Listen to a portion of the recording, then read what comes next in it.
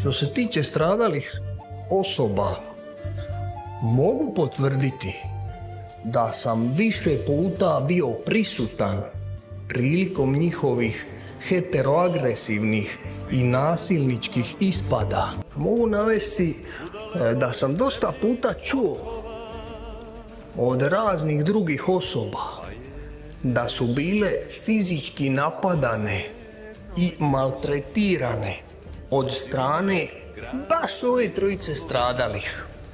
Te su oni inače u društvu bili na glasu kao neprilagođene osobe i nasilnici. U potpunosti negiram počinjenje kompletne optužbe koja mi se stavlja na teret.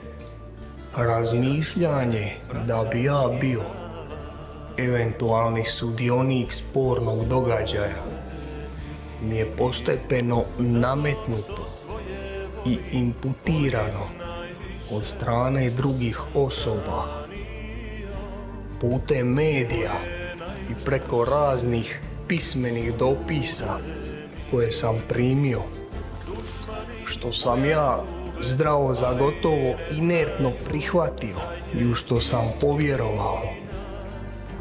Ja samo instinktivno, sam sa sebom, ne vidim sebe na mjestu događaja. A u vrijeme događaja mislim da sam bio na moru. Također mislim da sam uhićen na temelju nečije insinuacije i momentalnog shvaćanja situacije pojedinca. Što se tiče ovoga psihijatrijskog vještačenja što je provedeno, pa mogu ponoviti da se ja s time ne slažem sa mišljenjem, a to sam rekao dok su psihijatri još bili ovdje. Tvrdim da sam ja bio i ostao potpuno zdrava osoba. Ja to nisam napravio. Zašto bi ja napravio takvo nešto?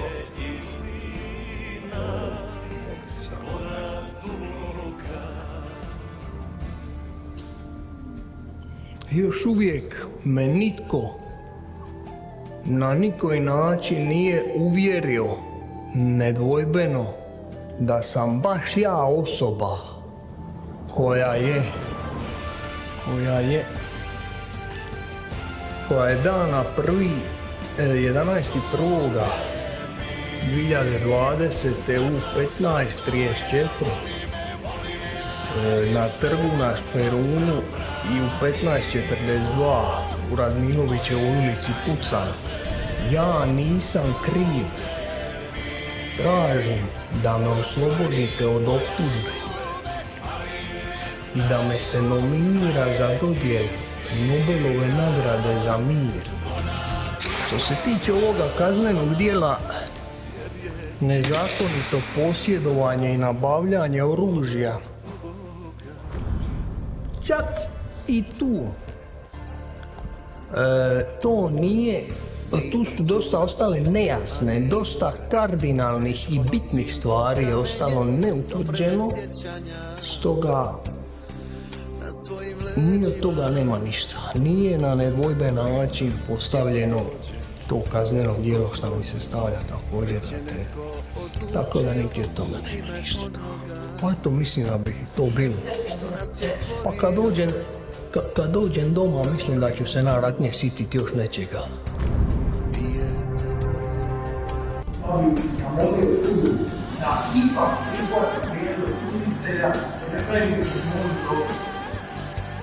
Meni je žao što živimo u društvu gdje se događaju ovakve stvari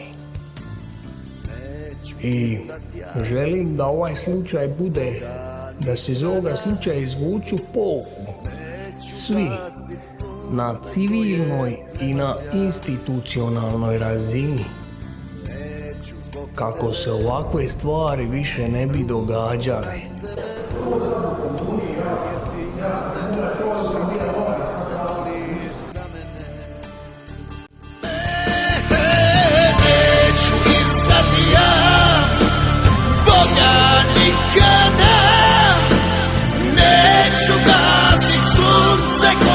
s neba sjaj.